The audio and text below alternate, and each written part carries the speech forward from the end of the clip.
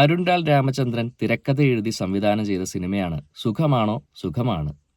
സിനിമയിലെ പ്രധാന കഥാപാത്രമായ തിയോയെ മാത്യു തോമസ് അവതരിപ്പിക്കുന്നു. ബന്ധുക്കളോ സുഹൃത്തുക്കളോ ഇല്ലാത്ത തിയോ ഏകാന്തതയാൽ മനോവിഷമം അനുഭവിക്കുന്ന ഒരാളാണ്. ജോലിക്കിടെ ബുദ്ധിമുട്ടായി വരുന്ന പാനിക് അറ്റാക്കുകളും ഗിറ്റാറിനോടുള്ള സംസാരവുമെല്ലാം അയാൾക്ക് മെന്റൽ എന്നൊരു പേര് ചാർത്തി തരുന്നുണ്ട്.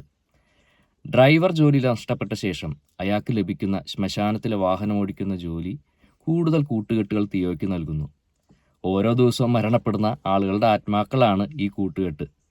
അത് യാഥാർത്ഥ്യമാണോ തിയോയുടെ ഡെലൂഷനാണോ എന്നത് സംവിധായകൻ പ്രേക്ഷകന് വിട്ടു നൽകിയിരിക്കുകയാണ്. അതിനുള്ളൊരു ഉദാഹരണം സിനിമയിൽ തന്നെ ഉണ്ട്. അതായത് ജഗദീഷ് അവതരിപ്പിക്കുന്ന കഥാപാത്രമായിട്ട് തിയോ മദ്യപിക്കുന്നൊരു രംഗമുണ്ട്. എന്നാൽ ജഗദീഷ് നൽകുന്ന മദ്യം മുഴുവൻ തിയോ കൂടെയുള്ള ആത്മാവിനാണ് നൽകുന്നത്. പക്ഷേ പിന്നീട് അവർ ബൈക്കിൽ പോകുമ്പോൾ പോലീസ് പിടിക്കുകയും ജഗദീഷിൻ്റെ അടുത്തുനിന്ന് വരുന്ന മണം നോക്കിയിട്ട് പോലീസ് പറയുന്നു നിങ്ങൾ മദ്യപിച്ചിട്ടുണ്ട് എന്ന് പറയുന്നു.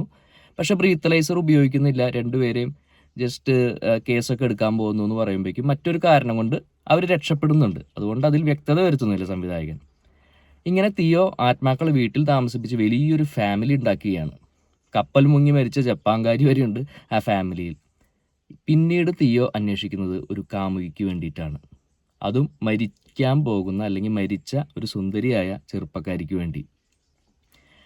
അങ്ങനെ ഇരിക്കെ ഒരു ജീവനുള്ള ഒരു സുന്ദരി ചെറുപ്പക്കാരി തിയോയുടെ ജീവിതത്തിലേക്ക് കടന്നു വരികയും തുടർന്നുള്ള സംഭവ വികാസങ്ങളുമാണ് ഈ സിനിമ.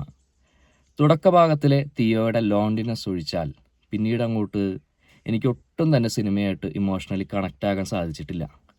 ഈ കോമഡിയായി ഉദ്ദേശിച്ചതൊക്കെ തീരെ വർക്കാവാത്ത പോലെയാണ് തോന്നിയത്. കണ്ടുമടുത്ത തരം വൈകാരിക സന്ദർഭങ്ങൾ ഏറെ ഉണ്ടായിരുന്നു. പിന്നീട് സിനിമ അവസാനത്തിലേക്ക് എത്തുമ്പോൾ മാത്രമാണ് കുറച്ചെങ്കിലും ഒന്ന് കണക്റ്റായിട്ട് തോന്നിയത്. എനിക്ക് പറയാനുള്ളത് കുറച്ച് പേർക്കെങ്കിലും ചുമ്മാ ഇരുന്നെങ്കിൽ കാണാൻ പറ്റുന്ന ഒരു മൂഡ് സിനിമയ്ക്ക് ഉണ്ടാകും എന്നാണ് എനിക്ക് വ്യക്തിപരമായിട്ട് തോന്നിയത്.